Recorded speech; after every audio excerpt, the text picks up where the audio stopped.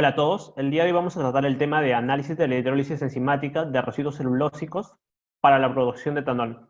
Somos alumnos de la Universidad Privada del Norte, de la carrera de Ingeniería Ambiental del séptimo ciclo, y estamos desarrollando este trabajo para el curso de Procesos Unitarios.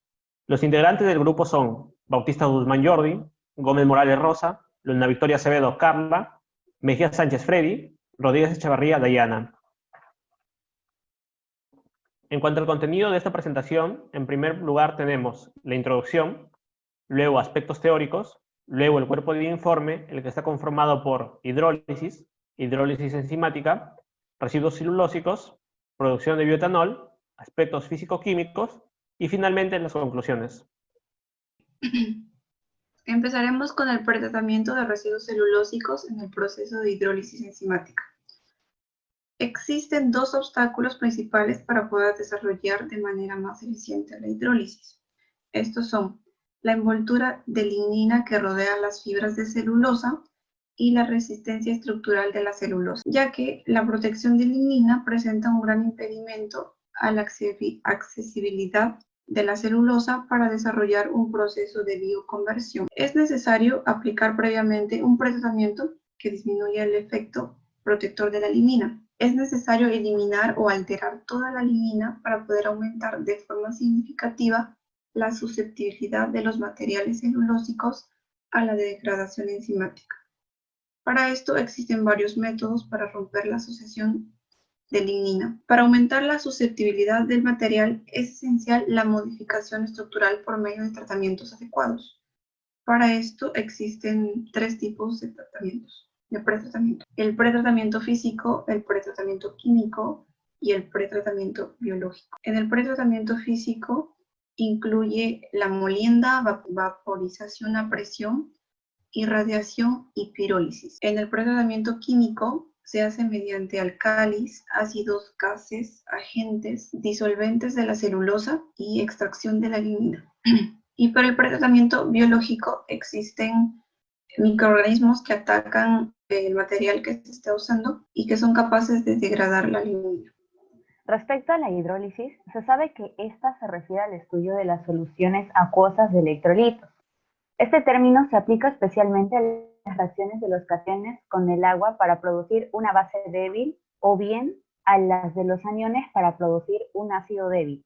Entonces, se dice que la sal de un ácido débil, de una base débil o de ambos está hidrolizada. La investigación, obtención de bioetanol por hidrólisis enzimática y fermentación a partir de almidón bituca en Lambayeque en el año 2015 se centró en la obtención de bioetanol por hidrólisis enzimática a partir de almidón de bituca. Se planteó como hipótesis la hidrólisis enzimática y fermentación a partir de almidón de bituca permite obtener un rendimiento superior al 50% de bioetanol luego de 72 horas de fermentación anaeróbica. Para ello se tuvo como objetivos determinar las concentraciones óptimas de almidón y enzimas amilasa, pectinasa y glucoamilasa para un mayor rendimiento de bioetanol por hidrólisis enzimática y fermentación, para lo que se logró establecer que las concentraciones de almidón y enzimas anteriormente mencionadas óptimas fueron de 160 gramos por litro, 1 gramo sobre litro, 0.03 gramos sobre litro y 0.10 gramos sobre litro respectivamente, como parámetros óptimos para lograr un rendimiento de 60% de bioetanol, aceptándose de este modo la hipótesis alternativa.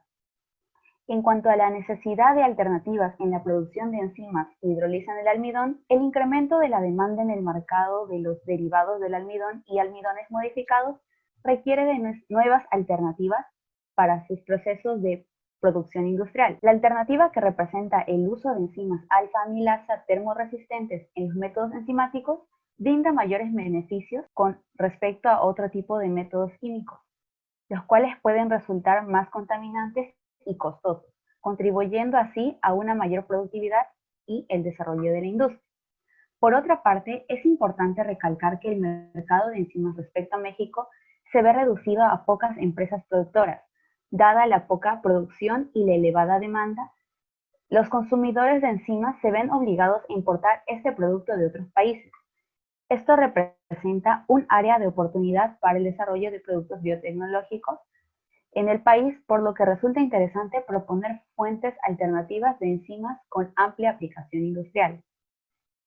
Y respecto a la obtención de enzimas alfa-amilasas termorresistentes, el estudio sobre la obtención y el uso de estas enzimas a partir de microorganismos termófilos ha captado el interés de la comunidad científica desde la década de 1960, buscando las especies mejor adaptadas para su producción en grandes masas. Tal como podemos observar en el siguiente gráfico, vemos que hay una relación en cuanto a estos 4 conceptos. En primer lugar tenemos hidrólisis enzimática, luego enzimas, luego microorganismos productores de celulasa y finalmente la lignocelulosa. Vamos a empezar por la lignocelulosa. En cuanto a la lignocelulosa viene a ser el polímero natural más abundante del planeta, representando cerca del 50% de la biomasa de la Tierra, y se encuentra en residuos agrícolas, industriales, forestales, municipales, pastos de crecimiento, rápido material vegetal, del mar y biomasa proveniente de zonas semiáridas. En cuanto a la composición de la lignocelulosa, esta viene a estar conformada del 25 a 35% de hemicelulosa, de 40 a 50% de celulosa, de 15 a 20% de lignina, de 2 a 20% de pectina y otros que vienen a conformar el 10%. Esto nos da una idea de cuán abundante viene a ser este compuesto, por lo que realmente es beneficioso para la producción de bioetanol, ya que se considera una ventaja frente a otras fuentes de energía. Ahora, en cuanto a los microorganismos productores de celulasa. En cuanto a los microorganismos productores de celulasa, estos de acá tienen una relación directa con lo que vienen a ser las enzimas. Esto debido a que llegan a ser lo que vienen a ser las enzimas celulasas. Los microorganismos productores de celulasa son producidos por una variedad de bacterias y hongos, aeróbicos, anaeróbicos, mesófilos o termófilos. Estos microorganismos producen enzimas celulasa extracelular capaz de hidrolizar la celulosa, la cual nos sirve para la producción del bioetanol. Ahora, en enzimas. Las enzimas, ¿qué vienen a ser? Las enzimas son proteínas, polímeros formados por aminoácidos covalentemente unidos entre sí, que catalizan en los organismos una gran variedad de reacciones químicas. Estas cuentan con un sitio activo, la cual tiene una afinidad por unas moléculas específicas, las cuales son el sustrato. Los factores que vienen a afectar a dichas enzimas son el pH, la temperatura y la concentración de la enzima. Finalmente, en cuanto a la hidrólisis enzimática. ¿Qué viene a ser la hidrólisis enzimática? La hidrólisis enzimática es un proceso catalizado por las enzimas, las cuales son denominadas celulasas, cuyo propósito es la degradación de la celulosa. Acá podemos ver cómo se relacionan todos estos 4 conceptos y que la hidrólisis enzimática los abarca a todos. Para que ésta sea efectiva y produzca altos rendimientos, se necesita hacer un tratamiento previo, tal como se ha mencionado en las presentaciones anteriores. La sacarificación de la celulosa se lleva a cabo mediante enzimas celulasas, las cuales producen la ruptura de las cadenas poliméricas de la celulosa y la hemicelulosa, las cuales han sido modificadas previamente en un tratamiento. Debemos tener en cuenta que a partir de la celulosa obtenemos glucosa y a partir de la hemicelulosa se obtienen diferentes monosacáridos. Residuos celulósicos. En la actualidad, la generación de alternativas energéticas distintas a las ya convencionales, como conocemos la explotación de petróleo, carbón, entre otros, ha llevado a que podamos ahora obtener un sustitutorio de estas a través de materias primas naturales, y las cuales van a generar los llamados biocombustibles, entre ellos uno de los más importantes y de los cuales hablaremos en las diapositivas siguientes, que es el bioetanol. Esta idea surge por la necesidad de proteger al medio ambiente, de preservar los recursos naturales renovables y no renovables, así como darle y maximizar el uso de ciertos productos agrícolas que se ven llamados productos de desechos o residuos. Esto lo que va a hacer es generar una cantidad de residuos que pues van a ser aprovechables y van a generar un producto como el que ya hemos mencionado, que va a facilitar tanto la la vida cotidiana de nosotros, como darles un valor agregado a las industrias, que pues estas no puedan tener unas pérdidas totales dentro de estos residuos que luego simplemente van a desechar. De estos subproductos o residuos, en su mayoría, tanto podemos mencionar la cáscara de plátano, el bagazo de la caña, cítricos, entre muchos otros materiales. Su característica principal es que estas poseen una biomasa lignocelulósica rica en polímeros, polímeros de celulosa, de lignina, las cuales pueden tener entre un 75 y 80% de este material, los cuales, pese a su dificultad para la degradación y el estado en el que puedan llegar al finalizar todos los procesos productivos, realizados unos ciertos tratamientos, tanto químicos, físicos o biológicos, lo que van a lograr es desdoblar estos azúcares monosacáridos para su posterior conversión a etanol, que es lo que la idea que estamos tratando como nuestro tema. Los pretratamientos que ya se van a mencionar luego en diapositivas posteriores. Entonces, en este caso, como mencionaba, existen diversos estudios y pues han estado probando diferentes tipos de materiales. Entre ellos podemos mencionar la cascarilla de arroz, que según datos de la FAO menciona que este residuo puede llegar a generar anualmente 607 millones de toneladas. Esto es un dato del 2005 a nivel mundial. Y entre uno de ellos, específicamente en América Latina, Colombia, aporta casi 2 millones de estas toneladas, lo cual pues a la larga va a ser un residuo que se desecha a cantidades exorbitantes. Entonces también podemos considerar otros materiales o subproductos como los jugos cítricos, que son los bagazos y las cáscaras de la mandarina, de la naranja, del limón, que según reportes también puede llegar a producirse a nivel mundial 112 millones de toneladas anuales. Y entre diferentes, por ejemplo, también en la industria panelera, tanto en Colombia como la India, también muchas hectáreas se desechan de caña de azúcar.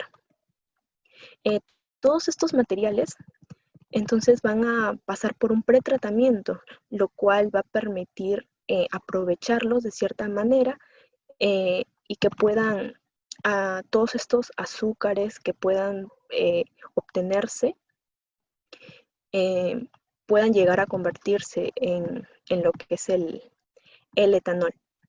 Como podemos observar en el cuadro, aquí tenemos 4 materiales lignocelulósicos, como son la cascarilla de arroz, el bagazo de caña, los desechos cítricos y las cáscaras de plátano, que ya se habían mencionado anteriormente.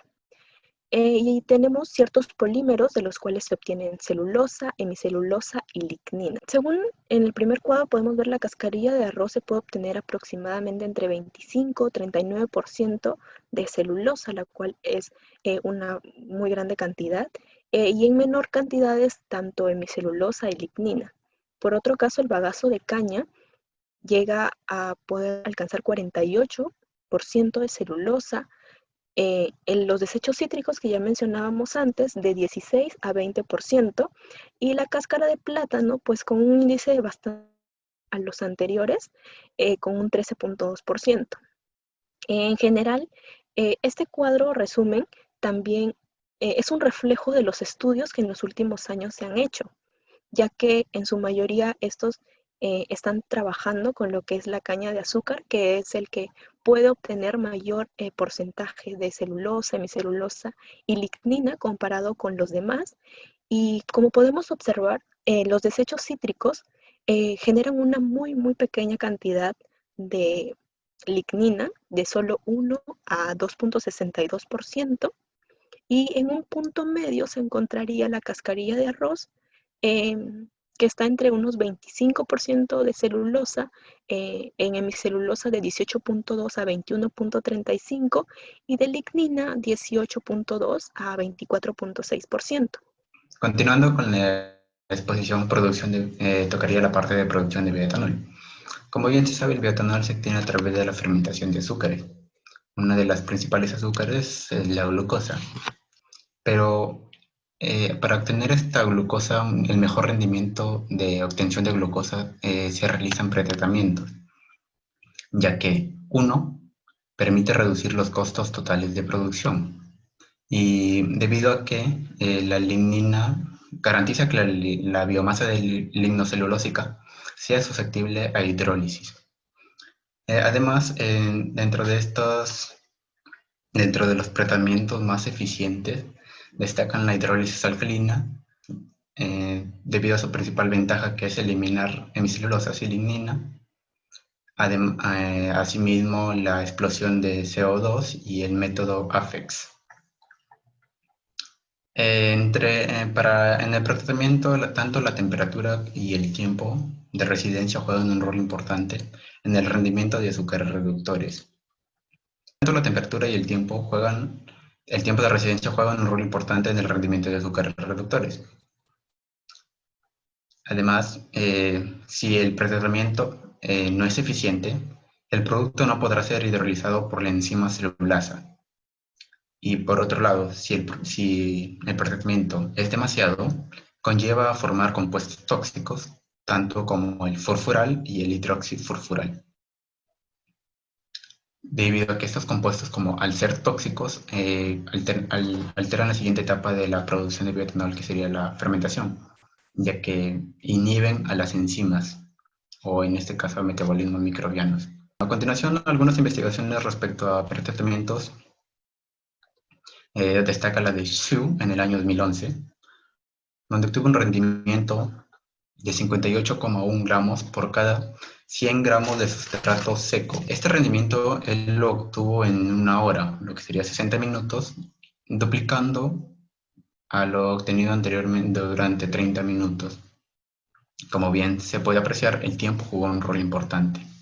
Además, también destaca la investigación de Cornejo en el año 2019, donde obtuvo una máxima concentración de azúcares, en este caso glucosa, de 65 gramos por litro a 180 grados Celsius durante 5 minutos. Aquí destaca el uso de la temperatura. A esta temperatura hubo